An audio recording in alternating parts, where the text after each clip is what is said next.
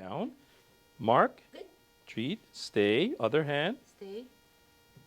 Mark. Oh! Bring him back up. Use your bait. Down. Stay. Mark. Good. Stay. Good. Another one. Stay. Good. Stay. Stay. Good. Good job. You can take them off. Give them a little break. Now, guys, in this video today, we're working on the down and stay. And just like in the previous video, for the sit and stay, the concept is the same. The only difference is we're having the dog go into the down. So what will happen is the handler gets the dog into the sit first. The sit is like a default. We start there first for all our other exercises.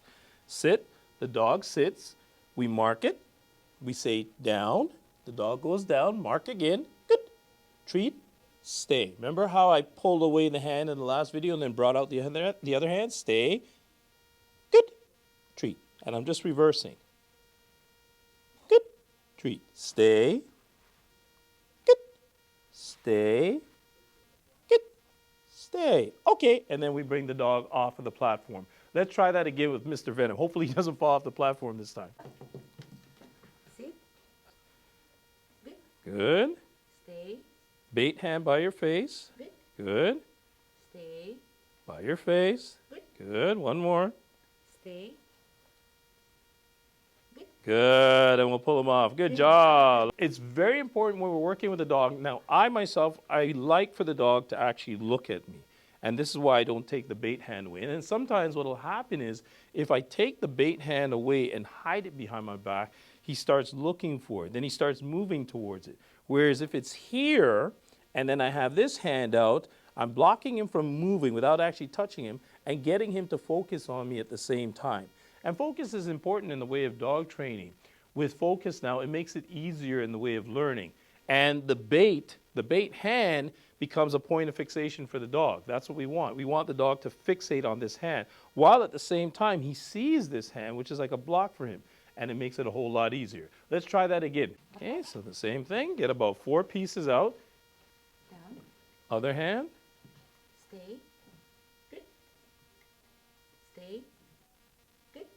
Nice. Stay. Good. Stay. Good. And release. Let's take them off. Good job. Good job, buddy. And again, I like to do 2 sets of 4 repetitions. This is going to give us a total of 8 reps.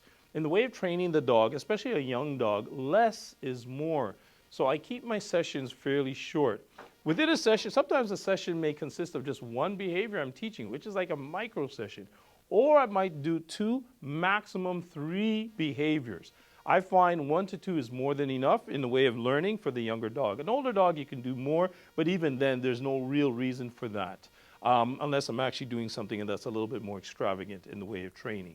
So you saw how she did it. She got the dog back up. She had him sit. She marked the sit behavior right away. This helps to keep the dog's focus.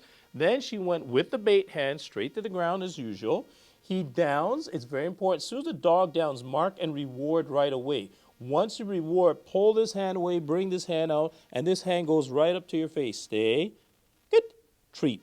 And again, 2 things. You're blocking him from moving. And the second one now, you're getting focused. We're going to do one last set, just again for you guys in the way of learning. Think of the technique. Good. Stay. Good. Stay. Good. And release. Good job. You may take them off on that one. Key to dog training is consistency. I usually suggest to the clients that come for training that we have to, let's say, mentally prepare before we bring the dog out. You're not going to have that luxury to take your time or, I forgot that. No, you want to be ready ahead of time. So this way it makes for more efficient training. So we think about, okay, how much food am I going to be using in that round? So again, we're doing 4 reps. So I'll take out 4 pieces of bait. Also, the mechanics of my hands. One hand is going to go down, reinforce. The other hand, when I pull this away, is going to block. And this one that I pull away comes straight up to my face, going back to teaching focus. And again, no more than 4, take a break, then you repeat with another 4, and then that's it. So there you have it. That is the down and stay. And again, we're doing it inducively, just like we did with the sit and stay.